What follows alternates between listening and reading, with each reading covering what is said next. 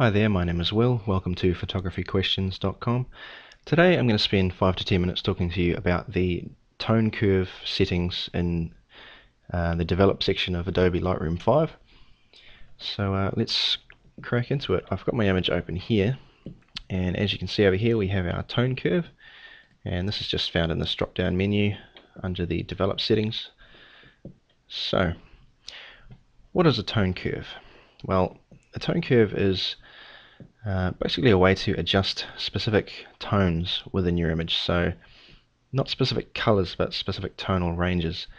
So here we have a box with a histogram in behind here, and this line running through is our line that we use to adjust our tone curve. And as you can see, as I mouse over, we've got different sections here. So we have on the right hand side the highlights, then moving into the lights and the darks, which are a mixture of your midtones, and through to your shadows on the left hand side. Now there's a couple of different ways of adjusting the tone curve in Lightroom.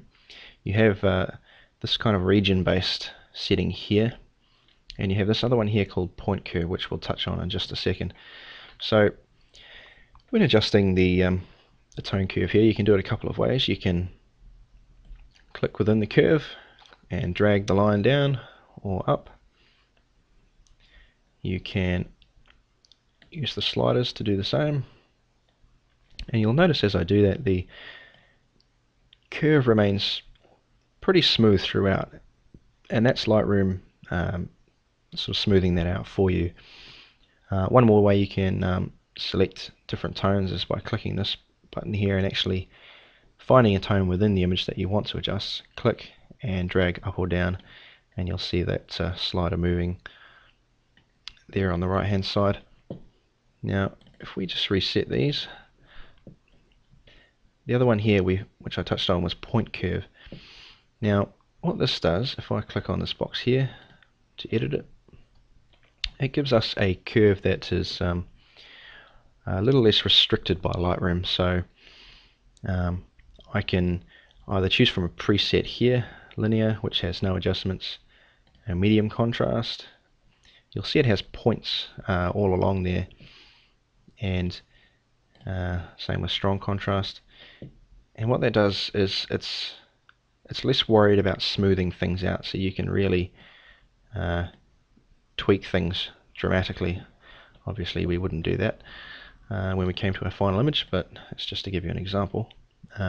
You can adjust obviously the RGB channel or individual channels themselves, so you can sort of start getting some funky cross-processing type looks going on there if you wanted. At any time, if you've made an adjustment and you really like the look of it, and you may want to use it on some other images, you'll find that this point curve section here will turn to a custom, and then you can go and save that, give it a name, and then you can use that again later on in different images. Now you can use these in conjunction with each other by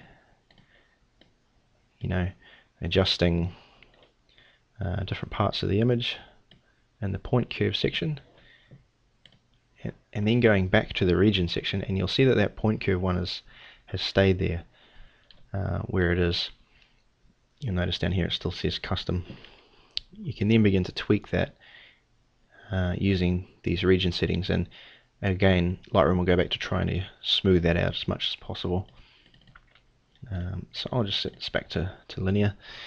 So when using the tone curve, it's a good idea to not go overboard with your adjustments, but it is a powerful tool for adjusting individual sections of your image. This image here, for example, we can see my histogram up here that our shadows, our blacks could go a little darker. So if we go down to our shadows tab here and just drop that down a bit, we can see that's already just pushing our histogram to the left there, and it's starting to make the silhouette of the bird really stand out. Same time, our highlights here could go a little bit brighter. So we just tweak this as needed, you know, as much as you want within your image for your final product, and you can use this little button up here to just get a before and after kind of adjustment, and we can see that it's really darkened in some of this mid-tone here and the black of the bird, and it's sharpened up these edges here to really pull the eye into the image. So that's a basic overview really of the tone curve. It's quite powerful, and again, as I've said in a few of my other videos, play around with it. That's the best thing you can do. You know, go crazy with it. Do some really random adjustments. Drag it all over the place and see what happens, and get used to using it. You know, there's no damage done to your image. The way Lightroom works, you can always go and reset everything, so you're not damaging the original image or anything like that. So it's a great little tool. Anyway, that's it for this video. Again, if you have any questions, you can go along to photographyquestions.com and sign up there and ask away. You can ask below the video as well. And if you do look at getting Lightroom at any stage, we have an affiliate link on photographyquestions.com/resources, and that just helps us out a little bit if you click through there.